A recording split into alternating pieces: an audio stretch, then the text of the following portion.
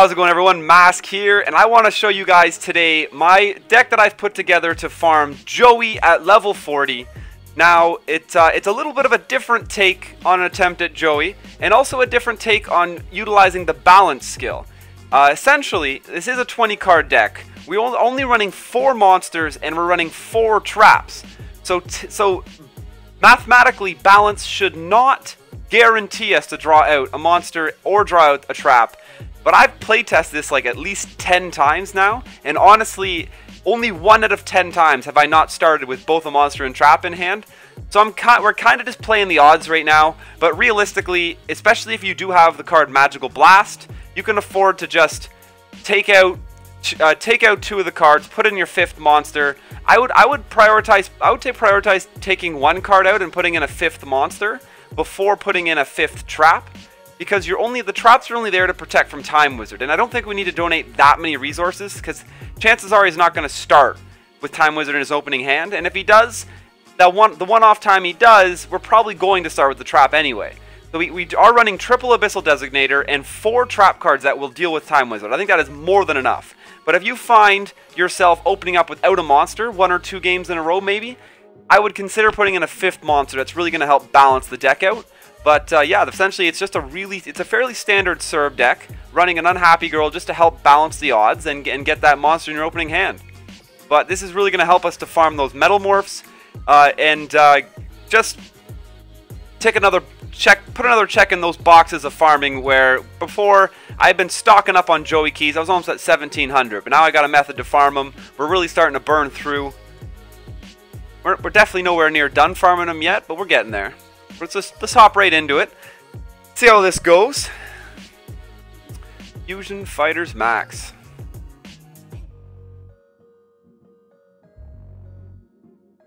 Now watch, this undoubtedly will be the time where balance fails me, and we're not going to start with a trap or a monster.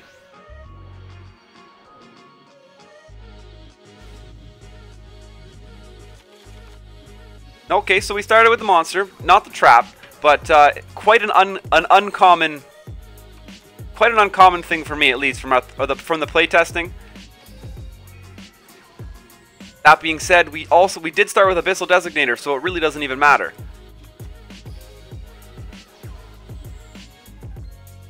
The other nice thing about balance is it is going to absolutely guarantee you have a minimum of 2 spell cards in your hand, so you are fully set up to buff that Cerberus into a place where it is completely safe.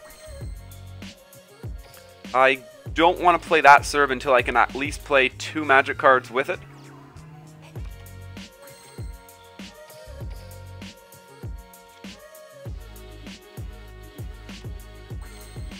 Can't play Roku yet. Now he actually already clogged his field, so there is a good chance that we are Time Wizard immune at this moment already. That being said, we still have the deck built around countering it. We are going to pull Light Spellcaster out with our Abyssal Designator. There's Time Wizard number 1 gone. I'm not going to target Light Spellcaster again, just because it is nice to get to kill a Time Wizard with Eat Gaboon. When you don't get to kill a Time Wizard, it clogs your field for way too long.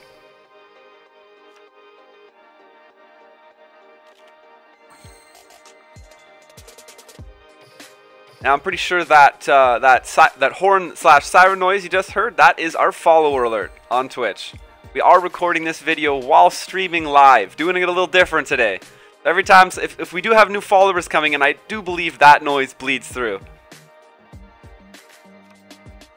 We're good for the 2nd serve because I do have a Designator, so this guy will breach into that safe zone of having 2 spell counters. Joey can summon. Joey does have the ability to summon, it's not called Time Dragon. It's Time Wizard fused with 1000-Year Dragon, and that will be 2400. But the process of getting 1000-Year Dragon out will put another spell counter on all your Serbs, putting them to 3, making them higher than the dragon, so they'll be safe then. Roku, nah.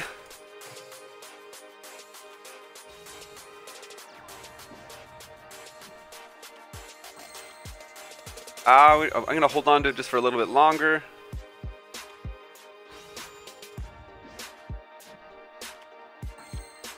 Now the unfortunate part is our spell and trap field is very clogged.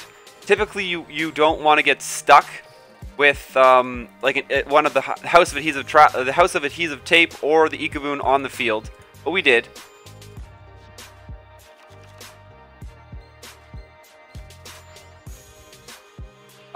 Getting the Wonder Wand, having to play the Wonder Wand as early as we did is what really got us stuck. You want to typically hold back on playing Wonder Wand, because one of the plays I have in this deck right now to save us a card is rotating. You play Autonomous Action Unit, you pull a Spellcaster out of the enemy's deck and equip it with Wonder Wand, and then rotate Wonder Wand through to draw 2 cards.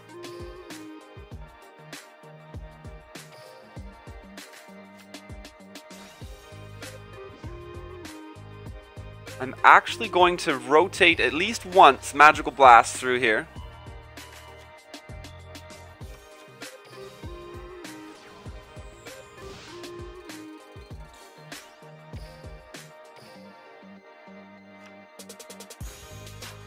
Might even rotate it a second time, because I'm going to attempt to do something here to throw a little curveball in and potentially save.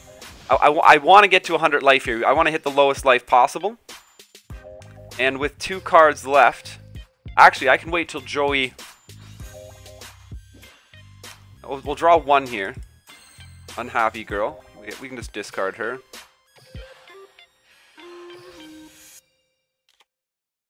My plan is to actually try to ditch my main Serb here to unlock our graveyard.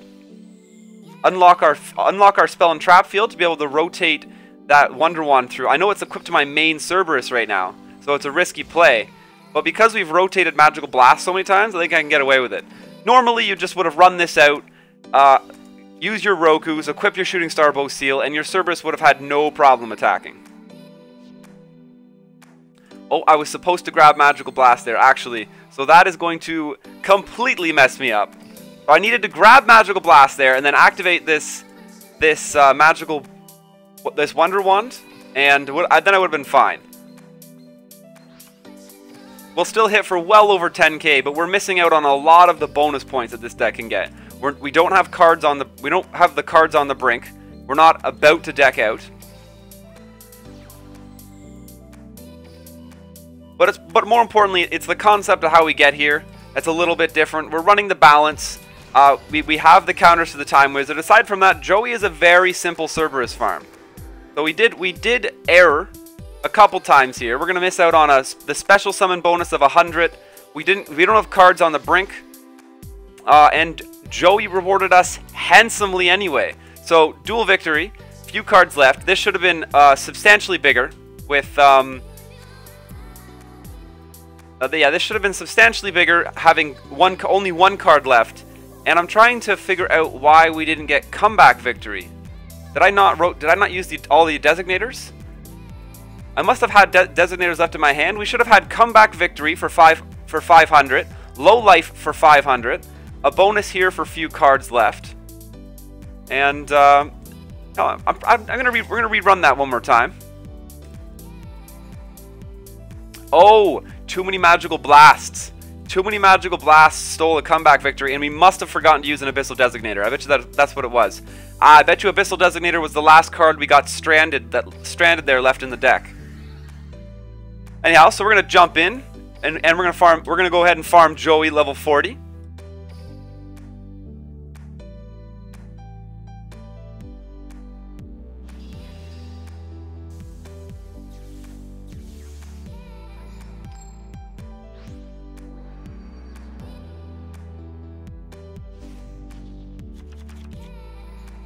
We opened up with a monster and a trap. That's how this deck 9 times out of 10 runs, exactly like that. I'm going to go ahead and actually start with this Unhappy Girl, because I don't want to leave my Cerberus stranded on the field with just one spell card buffed. You're absolutely safe for your first. I mean, Joey doesn't have many combinations that can gain lethal on the Unhappy Girl. You're almost always safe. he would have to get this out and then fusion summon to even start thinking about having lethal over top of an Unhappy Girl.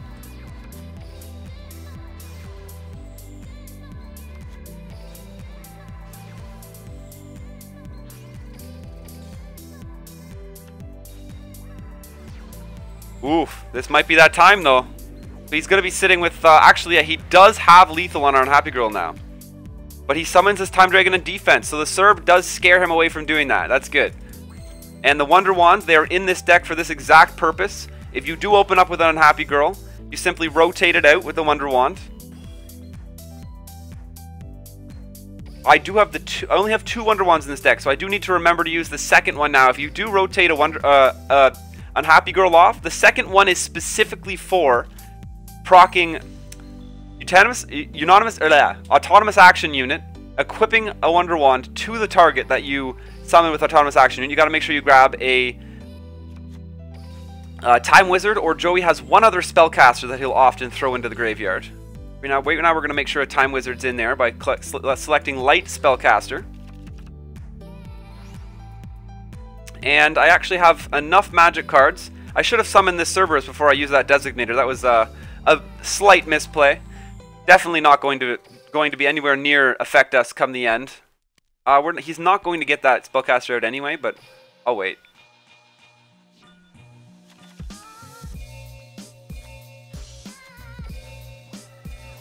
This will buff our Cerb into the safe zone. Actually, I really hope he doesn't just decide to trade Thousand Dragon into that Cerberus. Whew, I thought he was about to. I'm a little nervous on that part. I'm gonna throw another spell token their way. Time to snipe the time. Actually, the second Time Wizard's gone. He had to have used it to summon Thousand Dragon, right? That's what I thought. Yes. So House of Adhesive Tape is going to clog our field for the rest of this farm, which is one of the things the one thing that annoys me about it. Not a big deal, but you'd have to be a little careful on what combos you want to pull off. For example, if I cannot get my field clogged by any more cards, if I want to pull off my autonomous action unit Wonder Wand draw. Thinking back on it, I would suggest not equipping your Wonder Wand to an Unhappy Girl. Instead, if you ever get her on the field, just put her in defense. Allow Joey to just kill her and get her out of the way that way. Because it saves having 2 Wonder Wands. It gives you much more of an opportunity to actually pull off the combo with autonomous action unit. Because we're super close. If we don't pull Wonder Wand here, we're realistically not going to be able to do that combo, but we did pull it. So this is the combo. With you activate autonomous action unit. That's going to bring us right down to 100 life points, maximizing that low life return. Wonder Wand onto the Time Wizard is going to draw out the last bit of our deck as well.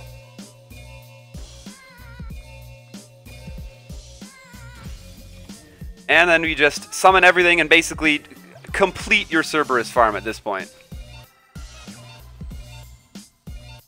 Whoa, our main Cerb's one on the right. That's one mistake I make so many times. When you open up without a Cerberus, your main Cerb is not the one in the middle at that point. Actually, you know what? Thousand Dragon's going to be a better target than our little tiny Cerberus that we managed to spawn.